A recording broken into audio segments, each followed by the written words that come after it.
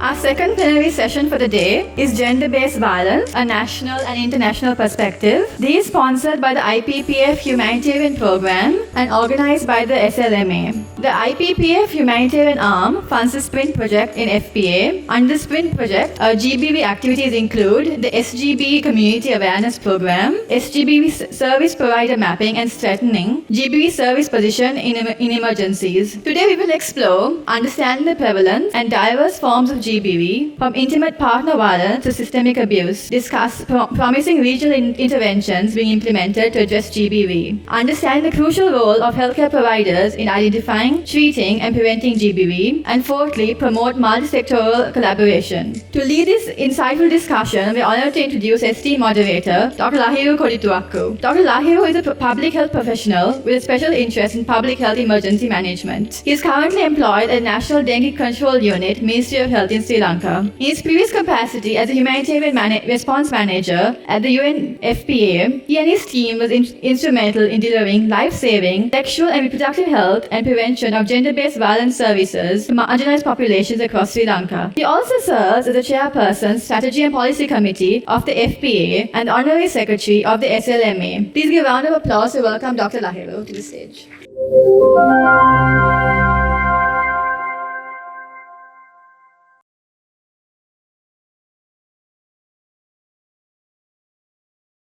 Thank you, Radhika. Good afternoon, everyone. Welcome to this plenary session on gender-based violence. Have we done enough? National and international perspective. So we have been discussing about this particular subject for decades now. We have formulated policies. We have introduced different strategies, different interventions for decades. But still, gender-based violence persists. It's a public health issue in many countries across the globe. So even in this age of artificial intelligence, driverless cars, and also reusable rockets, we are still discussing this age-old issue of gender-based violence. So have we done enough? So today we will be discussing about this particular issue, gender-based violence, which is also a grave public health issue. And to discuss this, I have an eminent panel of experts today, both local and international. Let me introduce them one by one.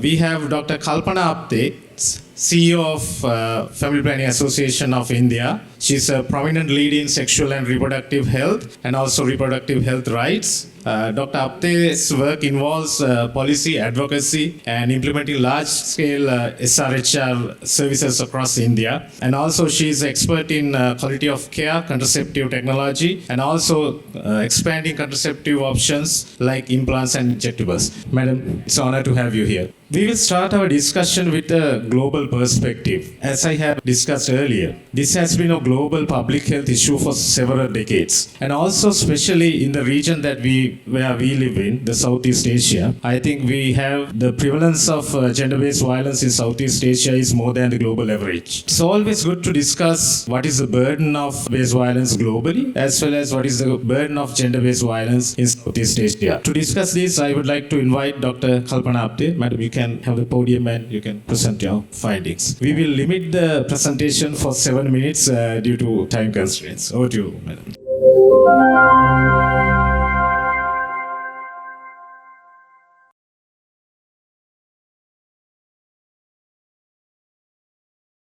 Thank you, Dr. Lahiru and fellow panelists. Good afternoon. It's a pleasure to be here and to be able to stand before you and speak about a pandemic which is largely hidden. I would like to start speaking with a quote by Paul Broder. It's an old quote, but we must remember when we talk about what's the impact or what is the prevalence of any disease or any situation, that when we look at the data is actually human beings with their tears wiped off. So we must remember in this instance of sexual and gender-based violence, when we talk about percentages, let us remember they are all human beings, which we are unable to see and we are just looking at the numbers. You must have also heard a lot of terminology which sounds very different yet similar, and that is sexual and gender-based violence, domestic violence, intimate partner violence, violence, and all these terminologies could be a little bit confusing, could be a little bit sometimes intimidating as well. We as public health personnel, people providing clinical services or implementing programs or looking at policies, maybe helping in designing of the policies, must understand what is the impact and what is the real meaning behind coining of these terms. And so let us understand that sexual and gender-based violence encompass a range of harmful acts directed at individuals and against their will. And this violence is just because of their specific genders. Now, we must understand, and I will show you a little bit of data, we have to understand that this is grossly underreported. Because the large data sets, and I would also urge you to type and look at the Google, we all have Google at our fingertips, type that sexual and gender-based violence statistics against trans persons. You will get data, WHO data, large data sets for women and girls, which is extremely important. Not denying the importance or not taking away anything from the importance of looking at violence against girls and women. These large data sets do not capture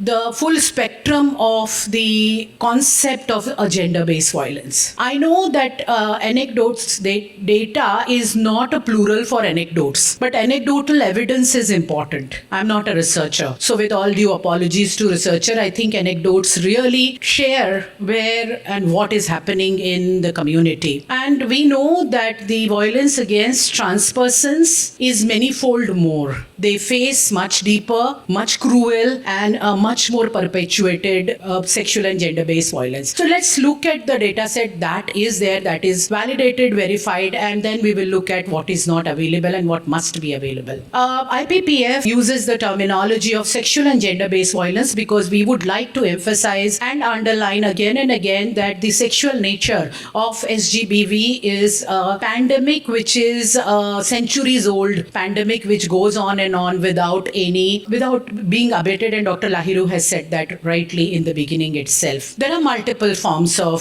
sexual and gender-based violence, and they could be physical violence, we all know. However, what happens in a healthcare facility is that typically we see the results of the gender-based violence, which is the physical violence. Somebody comes with a red eye or a broken lip or maybe a disease or something, which we do realize has come because of being beaten. However, we as healthcare, and I say as a healthcare provider, as a doctor who used to practice, I did my residency in surgical, seen innumerable cases of women coming in with a lot of trauma. I've stitched up a lot of scalps, I have done a lot of surgeries, but I never thought that I had any role to play whatsoever in preventing or addressing the cause of that violence. Because we clinicians, when we were clinicians, we don't think that we have it under our wherewithal to do it. However, I think that is really an opportunity missed, and we'll talk a little bit about it. Sexual violence, we all know, we understand that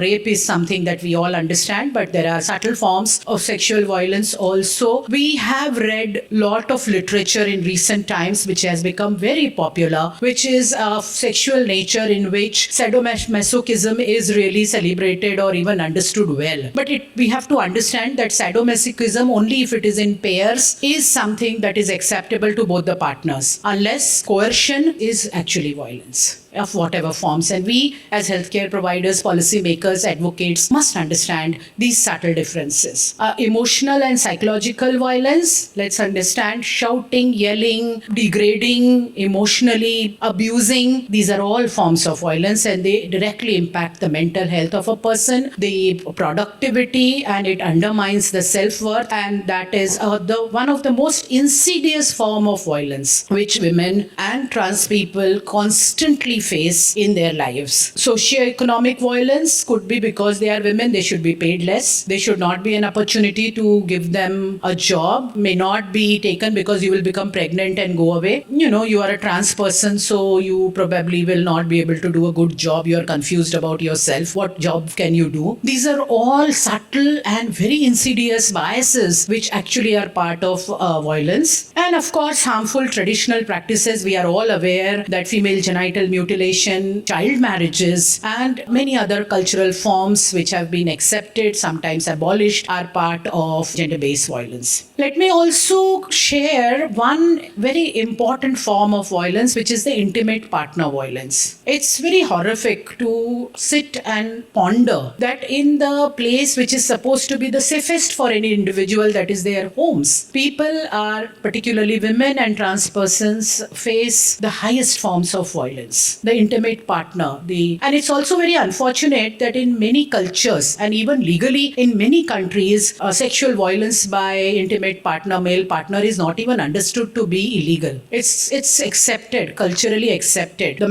husband has a right over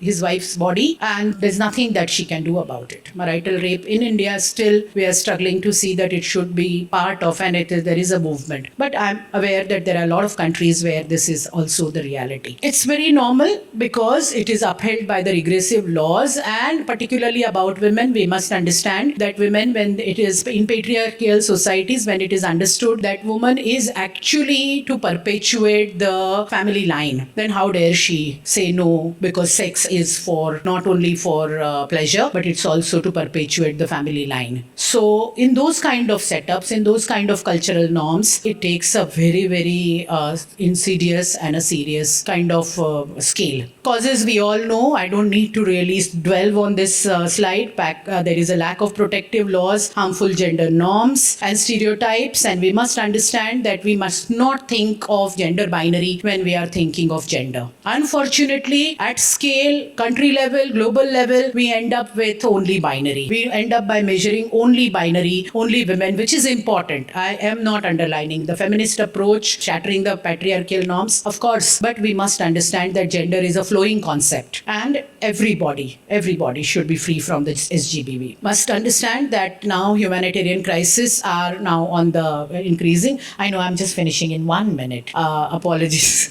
The global prevalence, you can just see 38% in South Asia. Violence against women, again, violence against women, I don't have data for trans people. You can say 38% women have died, or the murders, if you count 100 women were murdered, 38% were murdered by their intimate partners. SGBV in India, nothing much different from what I have spoken. So there is a prevalence. However, there is also good news which I would like to bring, and this is my last slide. Few states are showing decline in physical and gender-based violence in India in the recent large-scale National Family Health Survey. So I'll stop here. Apologies for taking more time, but I couldn't have crunched it any less. Thank you very much, Dr. Apte. Sorry, we have to interrupt you in the middle of your lecture. So, she highlighted very important facts, I think, grossly underreporting of cases of gender-based violence, and also the gender binary nature of reporting of gender-based violence. So, I think we can have the discussion more about those issues in the next round. Next, we have a very familiar face for those who are in Sri Lanka working in the public health field, Dr. Nethanjali Mapitigama, who is a board certified consultant community physician and also the former program officer, national program officer on gender-based violence prevention at the Family Health Bureau. She has over 3 decades of experience in SRHR and also prevention of gender-based violence. Madam, it's an honor to have you here. Now I invite Dr. Nethanjali Mapitigama to present her findings. Over to you, madam. Thank you, Lahiru.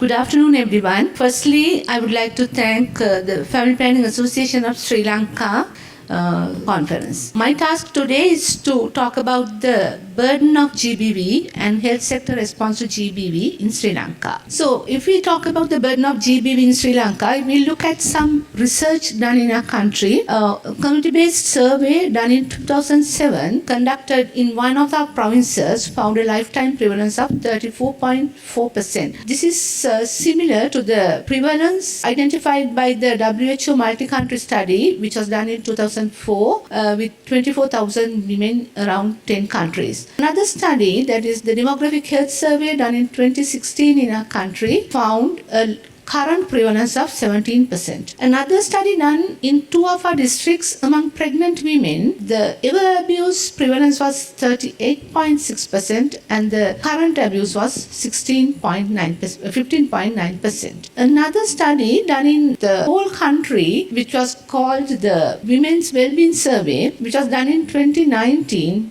found out that there was a prevalence of 20.4% prevalence lifetime prevalence. So let us look at some of our service data from our service provision. The GBV care centers situated in hospitals which are called Mituru PSA and the English term is Friendly Haven has served 12,000 odd clients during last year 2023 and also out of them 7.3% have been pregnant while they were presented to the center. And the public health sector, our public health workers have served 25,000 odd GBV survivors during last year. And our hotline, Mitru PSA hotline, has received 8,750 calls. Actually, this hotline was initiated in the COVID pandemic. So from 2021 September to 2023 November, they have served 8,000 odd calls. So if we look at the health sector response in Sri Lanka, mainly our response can be categorized into two main categories. Programs which are focused on prevention and programs which target response. And of course, there is a component in between which has prevention and response together. So I will try to showcase one program each from each category. So with regard to prevention, although we have some programs with regard to the specific stages of the life cycle, this program is very specific, which is targeting the newly married couples. So we provide a package of services for the newly married couples, and one major component of this package is creation of awareness to the newly married couples to enable them to have a healthy marital life without violence. So some of these topics are healthy marital relationship, healthy sexual relationship and responsible sexual behavior and family planning and benefits of non-violence, importance of male participation and positive parenthood. The section in the middle, which has response and prevention together, the best example I could give is the public health staff's involvement, because they have a dual role. On one hand, they have to cater for prevention at individual, family and community level, tackling gender stereotypes, toxic gender norms and encouraging male participation, etc. And on the other hand, they have to identify the GBV survivors and provide emotional support and refer them for further care and services. With regard to the last category, the response, one major program that we have is the hospital-based GBV care centers, the Mituru PSA or Friendly Haven in English, which are situated or established in hospitals. At the moment, we have 90 centers right around the country, and this center is somewhat similar to the one-stop crisis centers in some countries. Services are provided by a trained medical officer and a nursing officer, and these officers are trained by the Family Health Bureau, that is the focal point of gender and GBV in the Ministry of Health. And normally this center is placed at the OPD or outpatient department of the hospital, and they provide emotional support to each and every client and also refer them for further services according to their requirements. Any client can just walk into the Mitru PSA, or they are being referred through the wards, units, clinics in the hospital from the field health workers outside and also the other service providers outside in the field. And from the Mituru PSA, they are being referred within the hospital and also outside the hospital for other services. And the hotline, the Mituru PSA hotline, 24/7 national helpline, which was initiated in the COVID pandemic, serves a lot of GBV survivors, and the service from the services are provided by trained medical officers. 15 medical officers provide the services who are already assigned to the Mitrupiasa centers, and they provide the services in all three languages. With regard to way forward, I would like to mention about this new program where maternal care package has been revised, and now we are planning to screen each and every pregnant mother for domestic violence, and that would be done thrice during the pregnancy and twice during the postpartum care. So this would be done using a questionnaire which has only 4 questions called HITS, and this program would be, the package has already been revised, but the program with this regard would be initiated in 2025. Thank you. Thank you very much, Dr. Mahapitikam. I think she has highlighted several key issues and also several interventions where Sri Lanka has been successful, like the Mitrupiasa and also the Mitrupiasa hotline. Our next expert, Dr. Prevalence, a Sri Lankan physician and also a global health leader in sexual and reproductive health rights, health and women's development, HIV/AIDS, and also she was a director and assistant director general of the IPPF, former assistant director general of the IPPF, and also former medical director of the Family Planning Association. She has also over 3 decades of experience in conducting different programs on gender-based violence, sexual and reproductive health. Madam, it's an honor to have you with us. Next, we will discuss about the contribution of non-governmental sector, NGO sector, and also the role of Family Planning Association Sri Lanka in addressing gender-based violence. Dr. Prevalence, Madam, over to you.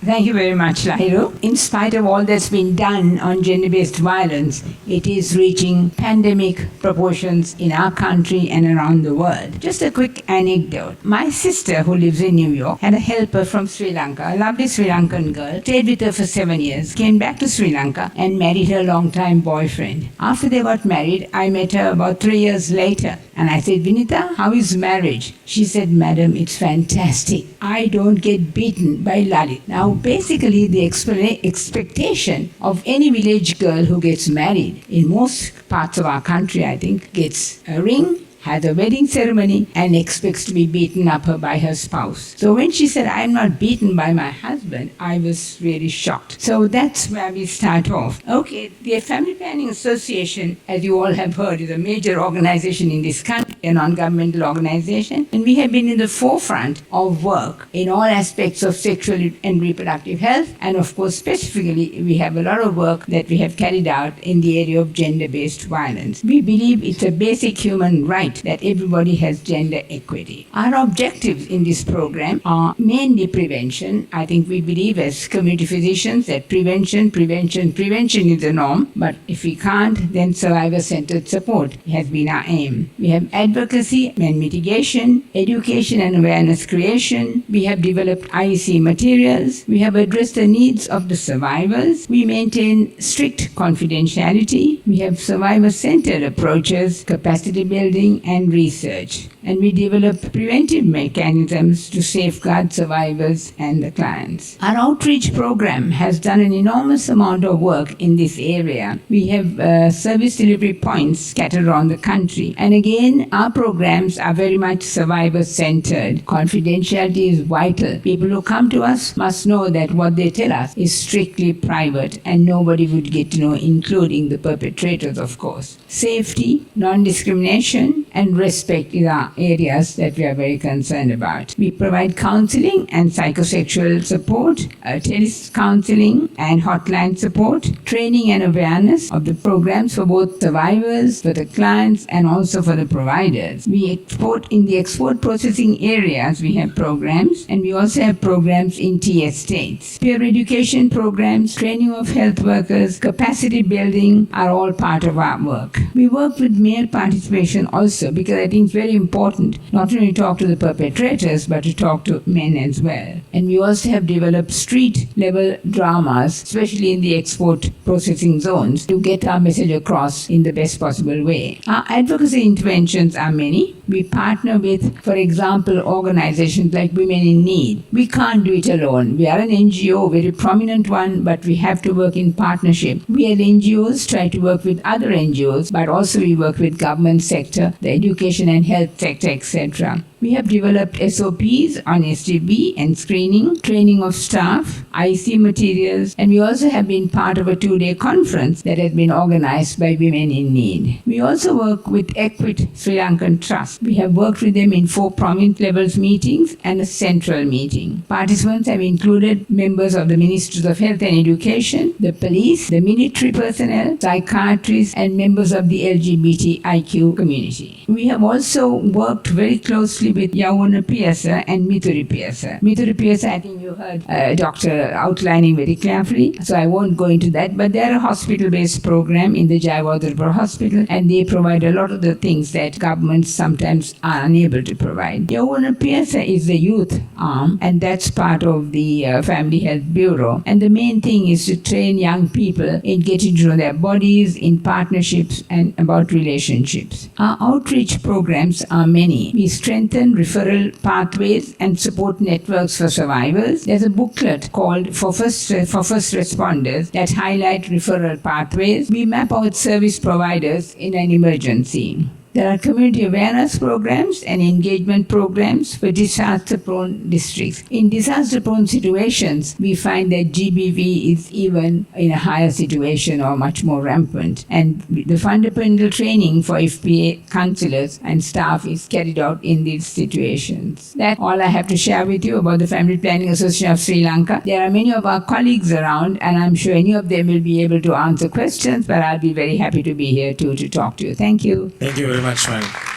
Thank you very much for highlighting, I think, 2 key areas when it comes to prevention of gender-based violence and also providing services for survivors of gender-based violence, privacy and confidentiality. Thank you for highlighting those 2 key areas. Now that we have discussed the institutional level preparedness and response strategies for gender-based violence, both at the government and non-governmental level, let me put a more broader question to all of you, because you all 3 have been dedicating your professional life to prevent these gender-based violence and all other associated issues. Can you sort of elaborate one key challenge that you have encountered throughout your career in providing services for survivors of gender-based violence? Of course, Dr. Lahiru, we have had many challenges and we still have. Our program was started in 2003, and at that time, the environment was not favorable at all to implement a program. It was a real challenge because on one hand, we had to advocate the hierarchy, the policymakers, and also our staff, the health staff were not aware of their responsibilities and also that this is a problem that which has negative consequences. We had to prepare modules, facilitator guides, training modules, and we had to train them, do in-service training and also to include them in the curricula, the basic training curricula. And on the other hand, the public, the general public were not aware that this is a problem, and also they were not aware that the health sector, the health staff is providing services. So we had to create awareness among the public also, and it's still happening, still not over. So it's about not having recognized it as a public health issue among the public as well as some of the issue, not as a health issue. Firstly, even our budgets were not approved, saying that it's not a vital issue, it's not a problem. There are so many other things to be done using these funds. Thank So you, like- ma'am. Thank you. Dr. Apte? According to me, the most challenging issue is normalizing the violence. The acceptance, kind of it being a training tool or it becoming that, oh, this person is not behaving properly, I will beat up, or otherwise that fear of being beaten up or fear of, that is that normalization, acceptance, it being a part of the natural fabric of a community life or somebody, I think that's the biggest challenge where people accept it. And because of that, once you intervene at the community level, then what happens is that you are upsetting a cohesion, an ecosystem, and that is really very dangerous. So the challenge is acceptance as well as it becoming dangerous for the staff members who go down there and talk to people, address or do the screening for gender-based violence. You are upsetting a established norm. And so the safety of our ground staff on the ground is another big challenge, because you are talking to the woman who will tell you my mother-in-law beats me or my husband beats me, and that husband will say that you are coming to my home and disrupting the harmony, you meet me outside the village. So the safety of the staff staff is also a very Yeah, thank you for highlighting that issue. I think we heard several stories over the previous months about the safety of frontline health workers, particularly in a very Southeast Asian context. I think it's an issue that has not been that much debated, but when it comes to gender-based violence service provision, it's an issue. Thank you, ma'am. Dr. Pramila? It's a concern that individuals who undergo GBV, in coming forward, they really, very often, we diagnose them at a clinic with a broken leg or a scratch on the face, and when you question them deeply, they very reluctantly confess, my husband or my partner beat me up. So that's the main thing that I'm concerned about. We can have all the programs and all the activities and actions to prevent, but when the person who's affected doesn't come forward and admit it, for various good reasons, I think, I mean, they're frightened to go back home to their partner, they have no other source of income, so have to live with this person and have children. So for all those reasons, they bear up and they bear up till they just can't anymore, or somebody else discovers that they have undergone GBV. So that's the area that I don't know how we change it, because that's an individual thing rather than a program thing. It's a person that has to decide, I'm coming forward, I'm not going to confess. It's a tough one, but I think we have to work on that. I think you have highlighted a very good area to explore in our future programming as well, how we can approach individual level, because we have been conducting programs, I think, as Dr. Mahapatikam and Dr. Apte has highlighted, at the institutional level as well as community level. So how we can sort of break the barrier at the individual level, that's there to be discussed. So one last question broadly for all three of you. What are the innovations, or what are the innovative ways we can approach for programming, particularly on addressing gender-based violence in a Southeast Asian context? Because contextualization of programs is vital and very important, and also sort of sustaining these programs are also very vital. So what are your views on that, any one of you? So innovation, I could share something which has worked very well, though it takes a little long. The community pressure groups. So there are pressure groups in some of our communities where women come together in a village, and successfully they say that in our village no gender-based violence will happen. And if it happens, then we will go to that house and we will intervene, we'll break that. And they are like the watching group in the community. There is my colleague from Gwalior here, Neelam, they have Shordal, meaning the noise group. So they are pink saris, women wear pink saris in a group, identify themselves, and they do not allow gender-based. Similarly in Maharashtra, very close to Mumbai, where our headquarters is, there are about 70 villages. Out of that, 30 villages have these pressure groups who will not allow any violence to happen, and they will beat up the perpetrator. The group of women will beat up the perpetrator. But so those men are very scared of these group of women, and that works very well. I'm sorry. Dr. Mahapatikam, anything to add? I also agree with Dr. Kalpana. Yes, there should be community mobilization. It should come up from them itself. So otherwise, we would have problems. And also, Dr. Lahiru, gender mainstreaming is really important. Now, although in our MCH policy, there is one special goal for gender and GBV, but still it's vertical. We have to mainstream gender into all the aspects of all the reproductive health components. Then only we might be able to see success. I think I agree with both previous speakers. We don't have sufficient community mobilization, I think, in Sri Lanka. I'm not aware of any programs like Kalpana's where they even try to beat up the perpetrator. We can start doing that. So I think the way to go is community mobilization and community together sorting out their own problems and finding even solutions. Thank you very much. I'm a little bit scared to put more questions onto this panel, so I'll go for the audience if you have any questions. I think we have several hands raised, so we will accommodate 2 questions probably. Time permits. 2 questions, yeah. Thank you for the opportunity. I'm speaking on behalf of BUI, where we have these 15 sport prevalence zones in operation. I'm really happy that the program which is going on, and then I really like to add you how we can connect with you and contribute with regard to this mobilization. So then we know that Mithurupiya sir has been there for many years, but I can't see the progress now. So then maybe halfway that has stopped, and so then the reason is there are no mobilizers. So what we can do is we can connect with enterprises. It's about 285 enterprises within zones. It's about 180,000 people working there. In addition to that, we have around 600,000 workers outside. So what you can do is, so you can connect with HR managers and get some connected people and then have a platform. It may be virtual, it may be physical. Our zone directors are there to connect with you and then pass the message. That's my suggestion. I think that's a comment. Thank you very much for your comment. I think export processing zones are sort of very vulnerable places where women get sort of gender-based violence is rampant. So that's a very good suggestion that we can.